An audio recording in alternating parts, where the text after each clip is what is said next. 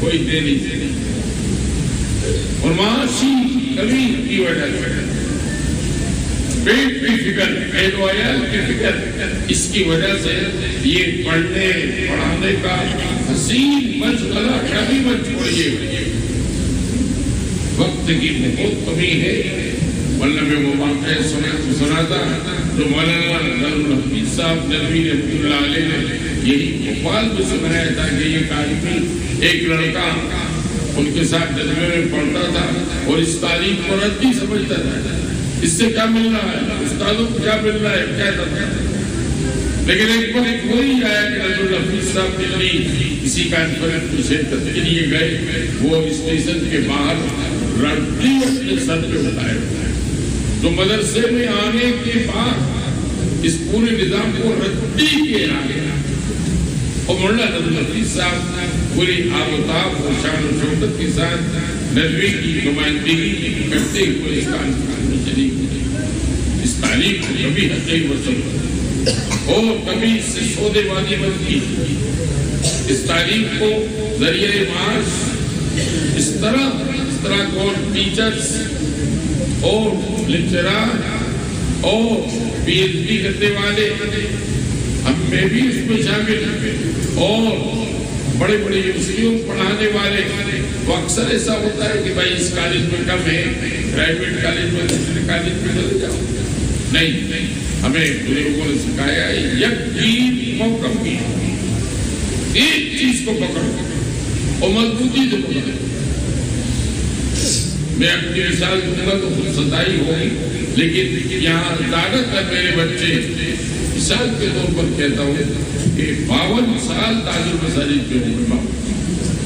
پریشانیاں تو آئیں گی.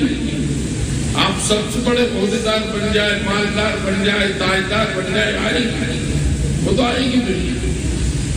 حضرت مولانا خالد غازی پوری صاحب مدد اللہ علی لمبے عرصے سے مجھے متعین سال نہیں معلوم، لیکن غالباً جب سے میں تاج المساجد میں حاضر ہوا ہوں اس کے آس پاس سے آپ ایک چیز بنی.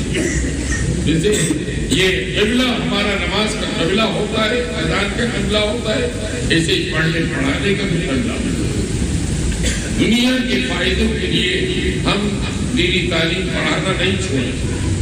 کچھ بھی اگر کہیں ملازمت نہیں مل رہی ہے تو اپنے گھر میں 2 بچوں کو بلا کر ان کو قاعدہ اور قرآن مجید ناظرہ وہی پڑھانا، وہ بھی دینی تعلیم، وہ تو بنیاد نہیں ہے. اس میں آتا ہے کہ قرآن سیکھو، پڑھنا سیکھو، نمازوں میں پڑھانا سیکھو، تراویح میں سیکھو، سب جگہ سیکھو اچھی طرح، حضر میں ترتیب سے، تجوید سے. لیکن قرآن کو ذریعہ معاش مت بناؤ، قرآن کو چھوڑے مت کرو کہ میں امامت کے اتنی تنخواہ لوں گا، مدرسی کی اتنی تنخواہ لوں گا، میں تراویح میں اتنا لوں گا. نہیں مت تو مل جائے، نہیں ملے نہیں ملے. شاید اللہ اپنے یہاں دانا دے رہا ہے جو لوگ کم دے رہے تھے. اللہ دانا دے گا، اس لیے قرآن کے ذریعے سونے بازی رہی. بس یہی بات عرض کرنی تھی. ہماری مثال تو ایسی ہے کہ عمر گزری ہے اسی دشت کی سیاحی میں کہ جان کے خطرے تو نہیں ہوئے، تو اس کے ساتھ ایمان کبھی خطرے میں نہیں آئے. پڑھتے پڑھاتے رہیں گے تو کبھی ہم آزمائش میں.